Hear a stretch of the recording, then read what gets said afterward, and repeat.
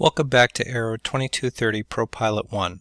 In this presentation, we'll continue our discussion on aircraft systems, specifically the flight instruments. In this slide, you see a picture of an old school aircraft with analog instruments. And some of you may have flown an aircraft like this. The instruments are arranged in what's called a standard six-pack. Across the top, from left to right, is the airspeed indicator, the attitude indicator, and the altimeter. And the bottom three, from left to right, are the turn coordinator, heading indicator, and vertical speed indicator. If you've never flown an aircraft like this, you may have flown something like this shown in the next slide. This is the presentation that you will see in the Diamond DA-40 flown by the MTSU Flight School, and it's called a glass panel. This is specifically the Garmin G1000 flight instruments, and this panel is called the PFD, or the primary flight display. The arrangement of these instruments is similar to the analog six-pack arrangement. The difference is the analog instruments are replaced by digital instruments. At the top of the primary flight display, you see on the left-hand side an airspeed indicator, and it's a digital presentation instead of the analog round dial. Just to the right of that is the attitude indicator, and to the right of that is the altimeter, and on the side of the altimeter you see the vertical speed indicator. Below that, in the center, is the heading indicator. You may be wondering about the turn coordinator. The turn coordinator on the primary flight display of the G1000 is actually located in two places. The slip and skid indicator is at the top of the attitude indicator, at the very top center of the screen. And the rate of turn indicator is at the top of the heading indicator. And we'll discuss these as we get into more specifics about these instruments. Here's a picture of the instrument panel in the Diamond DA-40.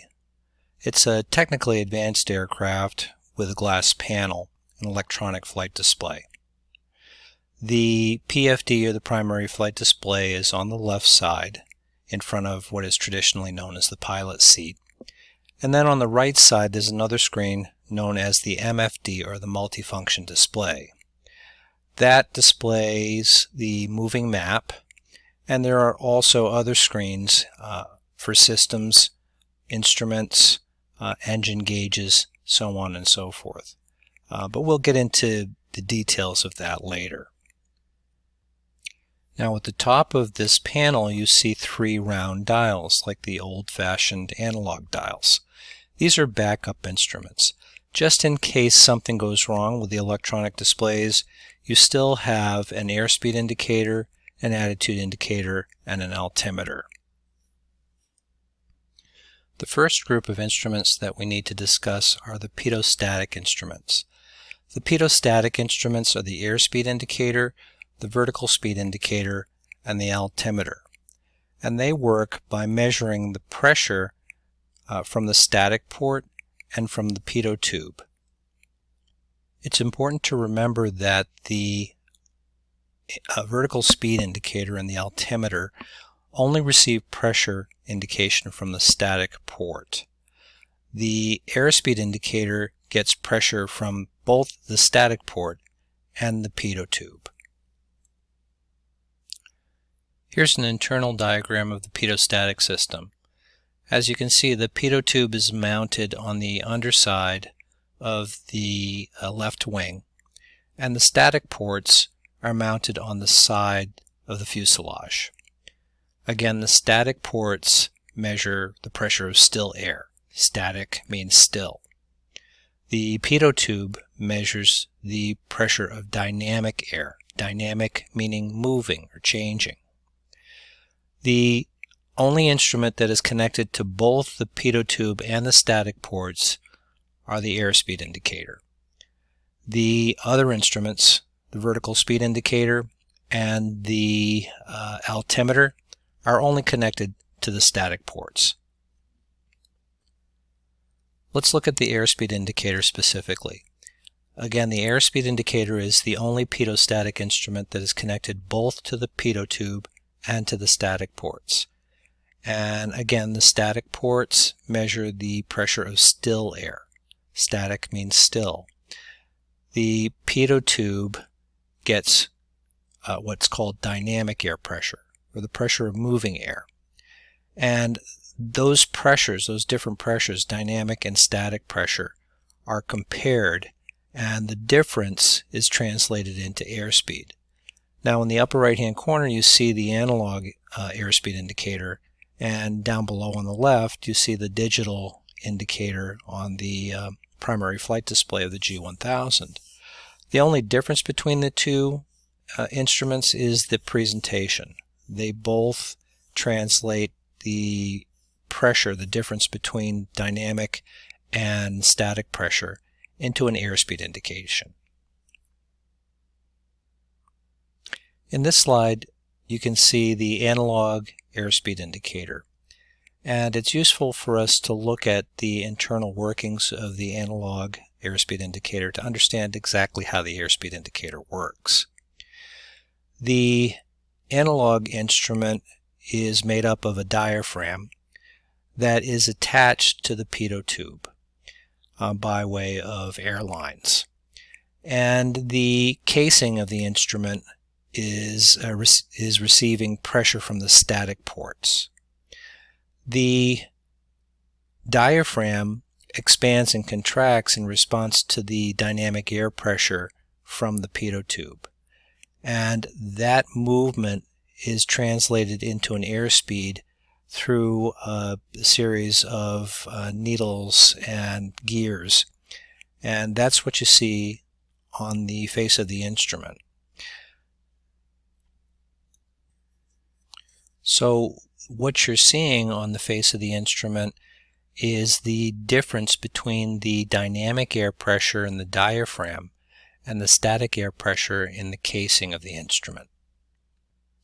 Here you see the analog instrument airspeed indicator with color coding.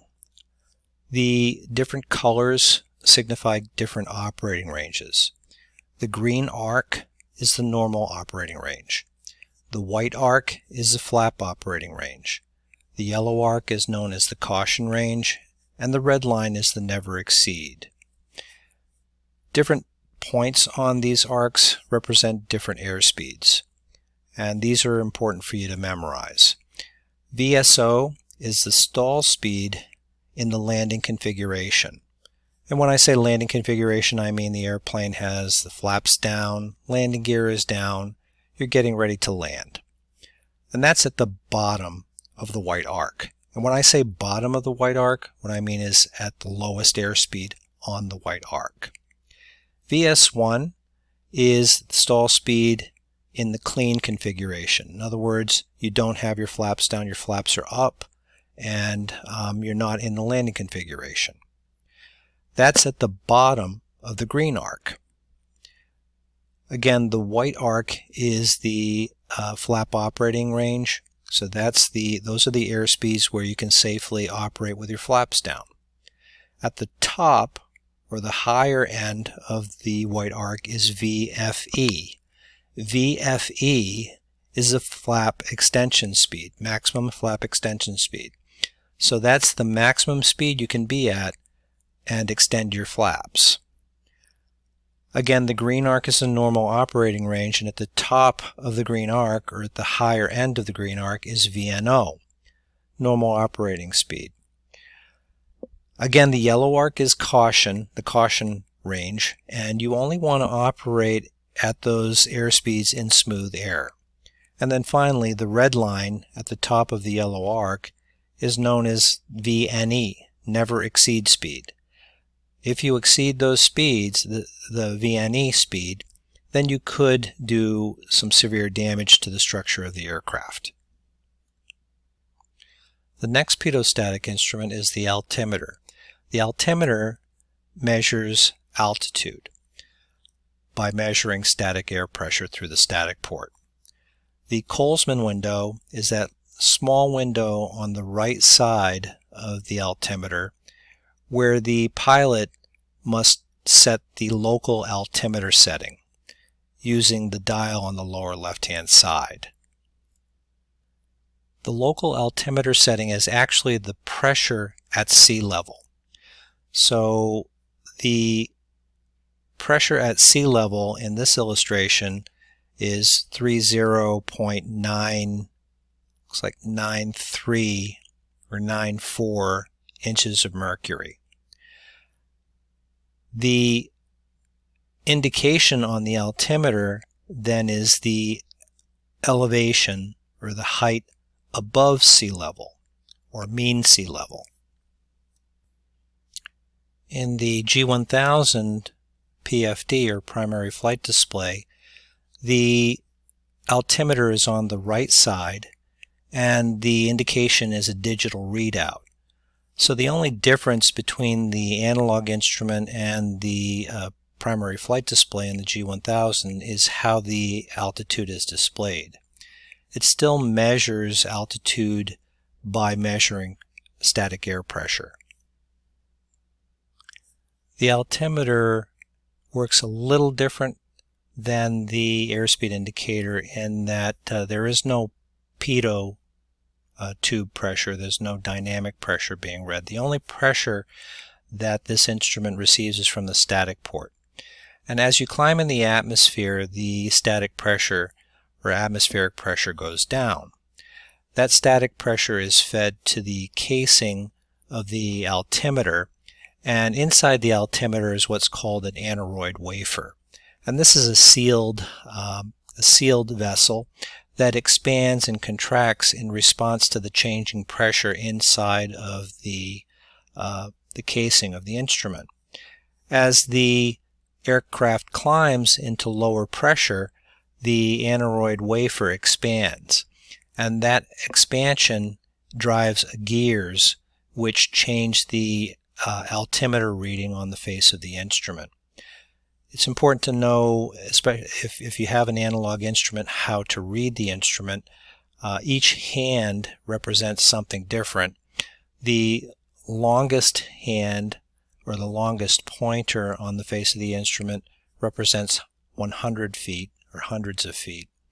The shorter hand represents thousands of feet, and then the long narrow pointer represents 10,000s.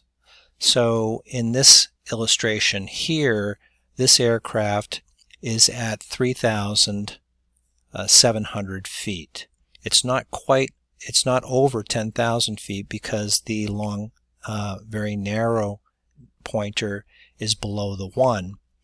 The short pointer is just under the 4, so it's not quite at 4,000, and the long pointer is pointing at 700, so that's 3,700 feet. Now there are different types of altitude.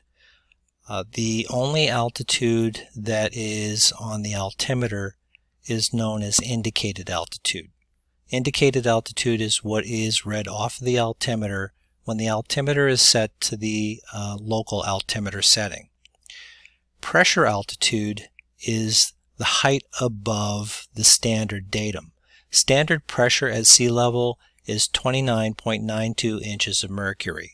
So if you set the Colesman window on the right side of your analog altimeter at 29.92, what would be read on the altimeter would be the pressure altitude.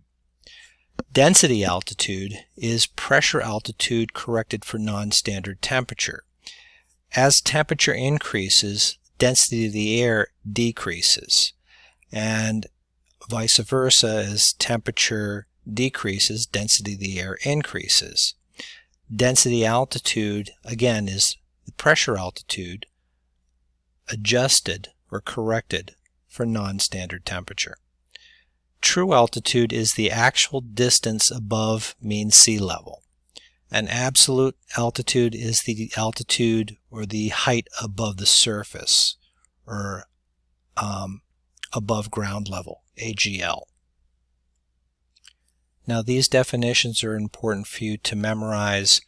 You will be asked on the quizzes and on the test to define each type of altitude.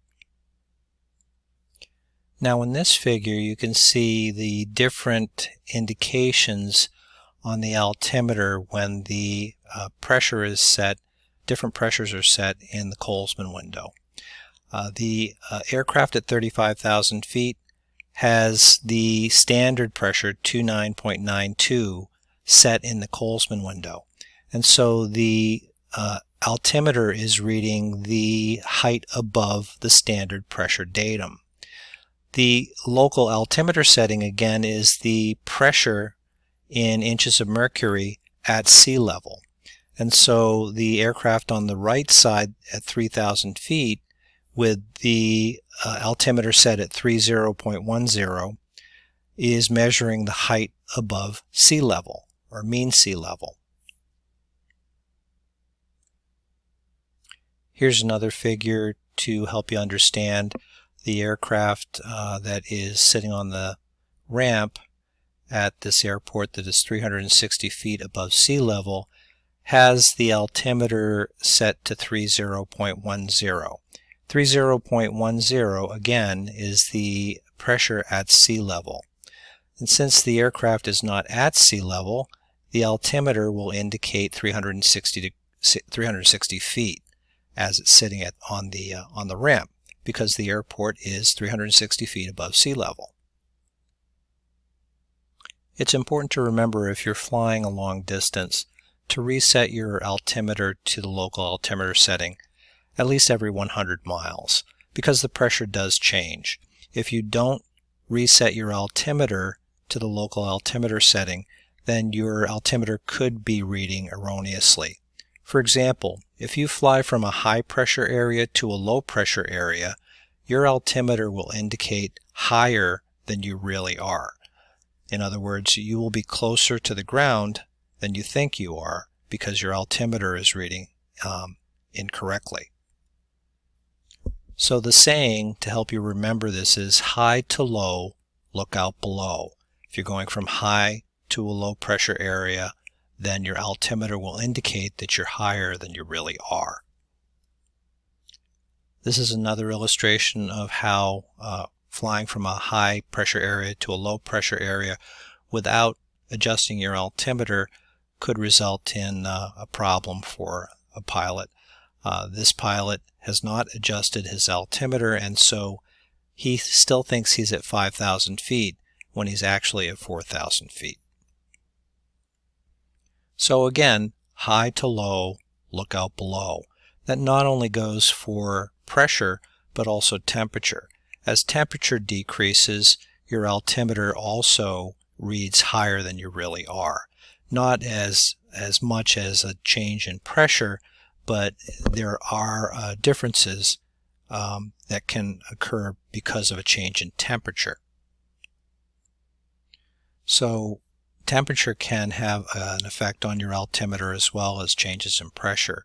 If you go from a very hot atmosphere to a very cold atmosphere, then your altimeter is going to read higher than you really are. So high to low for temperature and pressure, high to low, look out below.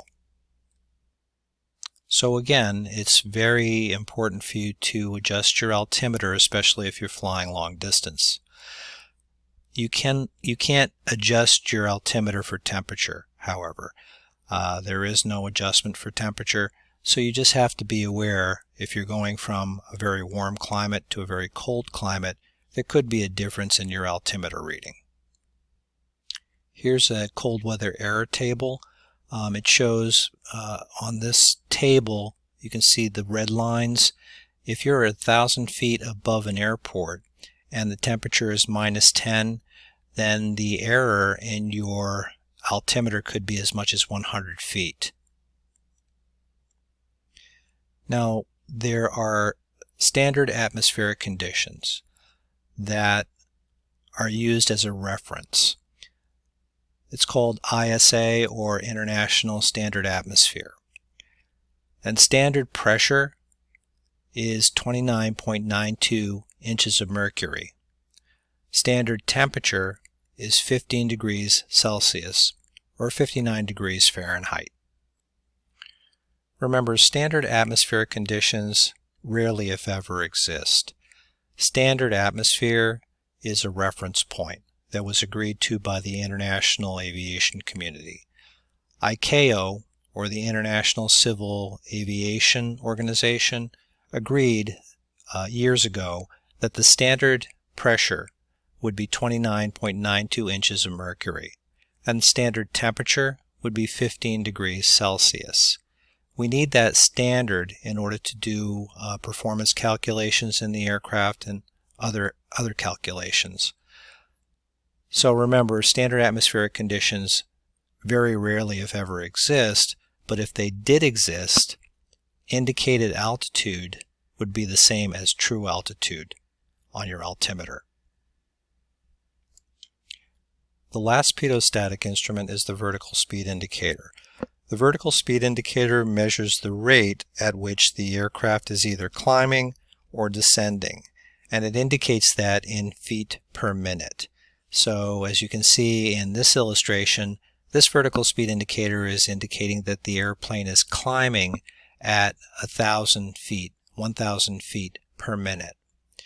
The device is a sealed case that receives static pressure through the static port, and it has a restricted passage and a diaphragm that receives unrestricted static pressure. The restricted opening is known as a calibrated leak. It keeps the pressure inside of the casing of the instrument from changing as quickly as the pressure inside of the diaphragm. So let's say the aircraft is descending. As the aircraft descends, the static pressure that's read through the static port and fed to the instrument is increasing. The pressure inside of the diaphragm increases faster than the pressure inside of the casing of the instrument. So that restricts the movement of the diaphragm, which is translated into a descent on the face of the instrument. As the aircraft levels off, the pressure in the casing and the pressure in the diaphragm equalize. And when they become equal, then the instrument will read 0. In other words, the aircraft is now level. It's not climbing, it's not descending. So again, because of the calibrated leak, the pressure inside of the casing doesn't change as quickly as the pressure inside of the diaphragm. And because of that, the diaphragm's movement is restricted. Once the pressure in the diaphragm and the casing equalize, then the instrument will indicate that the aircraft is in level flight. It's neither descending or climbing. Now, just to review, remember the three pitot-static instruments are the airspeed indicator, the altimeter, and the vertical speed indicator. The airspeed indicator is the only pitot-static instrument that receives pressure from both pitot tube and the static port, and it measures the difference between dynamic air pressure and static pressure. The altimeter just measures static pressure, and it converts that into an altitude or a height. The vertical speed indicator again only receives pressure from the static port, and it converts that into a climb or a descent in feet per minute. As a pilot, it's important for you to understand how these instruments work and what would happen if the static port or the pitot tube were blocked. If the static port is blocked, then whatever pressure is in the static port would be trapped. What would happen is the altimeter would freeze at the altitude that it was last sensing. The vertical speed indicator would just indicate 0. Even if you were climbing or descending, it would only indicate 0 because there's no change in the static pressure. if the static port is blocked. And the airspeed indicator would not indicate the accurate airspeed because the pressure that it's comparing, dynamic air pressure from the pitot tube, is changing, but the pressure in the static port is constant. The other three instruments in the aircraft in the six-pack are known as gyroscopic instruments. So what's a gyroscope? A gyroscope is basically a spinning disc, and a gyroscope works on two principles, known as rigidity in space and precession. So again, a gyroscope is a rotating disc, or rotating mass as it's indicated in this figure. As the gyroscope rotates, or as the disc rotates, it stays rigid in space. It won't move. That's why it's so easy to balance on a bicycle, because both of the wheels on a bicycle are acting as a gyroscope, and because they're rotating rapidly, they stay pretty rigid in space, helping you balance. Now, precession is what happens when you apply a force to the gyroscope, or to the rotating disc. If you push on a rotating disc, that force is not felt at the point where you're pushing. It's felt 90 degrees in the direction of the movement of the gyroscope. So if you push at the top of the gyroscope, as in this illustration or this figure, then the force will be felt 90 degrees to the right. That's called precession. Now, the three gyroscopic instruments in the aircraft are the heading indicator, the attitude indicator, and the turn coordinator. The heading indicator and the attitude indicator are powered by a vacuum pump. This is how the gyroscopes spin in an aircraft with analog instruments. The vacuum pump actually sucks air outside of the instrument casing, and the air that's sucked into the casing is directed at the gyroscope. The gyroscope has vanes on the edge of the gyroscope, and that air is directed to these vanes, which spins the gyroscope at high speeds. So the vacuum pump again actually sucks air out of the instrument casing, which is directed at the gyroscope and spins the gyroscope at high speed. In an aircraft with analog instruments, the turn coordinator is usually powered by electricity. So the gyroscope in the turn coordinator is spun with electric power. The reason for that is for redundancy. If the vacuum pump, which powers the attitude indicator and the heading indicator, ever fails, then you would at least have the turn coordinator to give you an indirect indication of bank. There would be no indication of pitch, but you would at least have the turn coordinator to tell you when you're banking. Now, as I said, the turn coordinator doesn't give you a direct indication of bank, it gives you an indirect indication of bank. The airplane on the turn coordinator doesn't tell you how steep your bank is. What it tells you is the rate of turn. If you bank the airplane so that the wing touches either the lower white line on the right or the left, then you're in what's called a standard rate turn.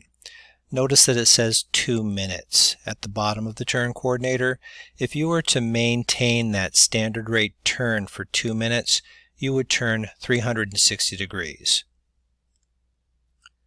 The turn coordinator works on the principle of gyroscopic precession. Notice that the gyroscope is mounted vertically in the instrument and is mounted on a gimbal. When the airplane yaws, either to the right or the left, the force is applied to the spinning gyroscope in one place, but the force, because of the precession, gyroscopic precession effect, is felt on another part of the gyroscope. That's translated into movement of the needle, in this case on the turn indicator. In this figure you see the older turn indicator on the right and the more modern turn coordinator on the left. They both measure the same thing, and that's rate of turn.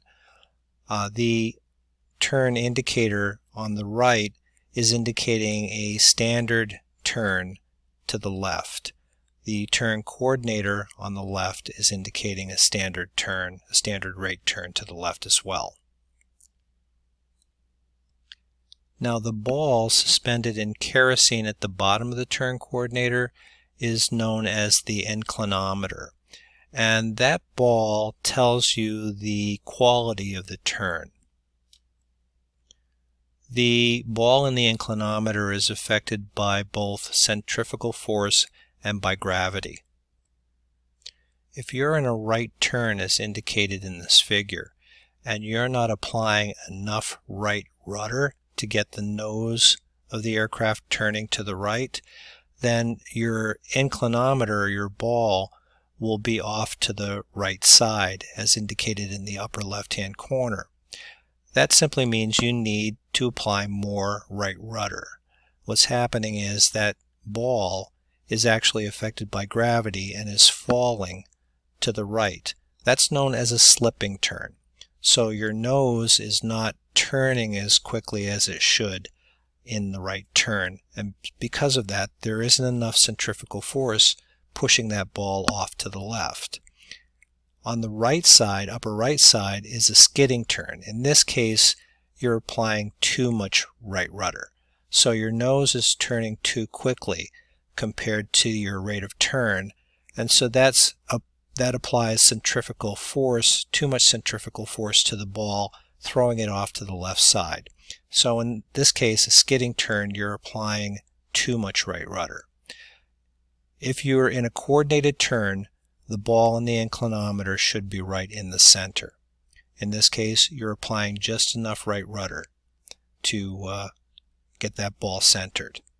The saying is, step on the ball. So in the case of a slipping turn, indicated in the upper left-hand corner, you would step on the right rudder. So as you can see in this figure, in a slipping turn on the left side, the nose of the aircraft is not turning enough to the right to match the rate of turn. And so because of that, the ball in the inclinometer is falling off to the right side. And that's affected by gravity. That is due to gravity. In the coordinated turn, illustrated in the center, the nose of the aircraft is turning just the right pace to match the rate of turn, and so the inclinometer, the ball in the inclinometer, is centered. On the right side, in the skidding turn, the pilot is applying too much right rudder, so the nose of the aircraft is turning faster than the rate of turn, and that throws the ball off to the left. That's centrifugal force. That's called a skidding turn. The second gyroscopic instrument is the attitude indicator, and it's probably the most important gyroscopic instrument in the airplane because it gives the pilot the most immediate indication of the aircraft's pitch and bank. If you were to fly into instrument conditions, like flying into a cloud or flying into fog, you would no longer have a horizon outside to reference the aircraft's position. This would be your replacement for your view out the window. Unlike the turn coordinator, the gyroscope and the attitude indicator is mounted horizontally, and as it turns, it remains rigid in space. So it would keep its position relative to the horizon, and as the aircraft pitches and banks, the instrument itself moves around the gyroscope, and that's translated into different indications on the face of the instrument. So as the aircraft pitches up or pitches down, the gyroscope inside of the attitude indicator remains rigid in space, but the instrument itself, because the airplane is moving, the instrument is moving around the gyroscope, indicating that the airplane is pitching up. The third gyroscopic instrument is the heading indicator. The heading indicator indicates the heading of the aircraft based on 360 degrees azimuth. It's important to reset the heading indicator periodically to the magnetic compass because of precession of the gyroscope. Just like the attitude indicator, the gyroscope turning in the heading indicator remains rigid in space. So as the aircraft is moving, it's actually moving around the gyroscope that remains rigid. And that's translated into a change on the face of the instrument in heading. But because of precession, gyroscopic precession, every once in a while the gyroscope will be pushed because of turbulence, because of bumps or movements in the aircraft, and because of that precession, the heading indicator every so often will become inaccurate. So it's important to periodically reference your magnetic compass to match your heading indicator to make sure that it's accurate. Now, the magnetic compass is not a gyroscope, but it works by seeking out the magnetic fields that naturally occur around the Earth. The compass is set up with a magnet that seeks out magnetic north. While it's important for you to use your magnetic compass to double check your heading indicator periodically, it's important for you to understand that magnetic compasses also are subject to several problems. They're called variation, deviation, oscillation, northern turning errors, and acceleration, deceleration errors. We'll discuss variation more when we are studying cross-country flight planning later on in the course. But variation is defined as the difference between magnetic north and true north. And there is a difference, and the difference depends on where you're located on the Earth. In this area, the difference between magnetic north and true north is about 4 degrees. So you would add 4 degrees in this part of the world to true north to come up with your magnetic north. Again, the number of degrees difference between true north and magnetic north depends on where you're located on the Earth. On the eastern side of the U.S., the difference is actually added to true north to come up with a magnetic. On the west side of the U.S., the difference is subtracted. As you can see, right around in the center of the country, there is no difference between true and magnetic north. So there's no need in that part of the country to add or subtract anything to get the difference between true and magnetic. On this side of the country, we need to add the difference. And you look for what's called isogonic lines on the sectional to tell you how much to add to true north to convert it into magnetic north. Deviation is the interference from magnetic fields in the cockpit because radios generate magnetic fields, and because the compass is a magnet, it can disturb the compass and make it inaccurate. The mechanics, aviation mechanics, periodically swing the compass to determine what the deviation is based on the heading of the aircraft. And that deviation is indicated on what's called a compass card that is usually mounted at the bottom of the compass, as shown in this figure.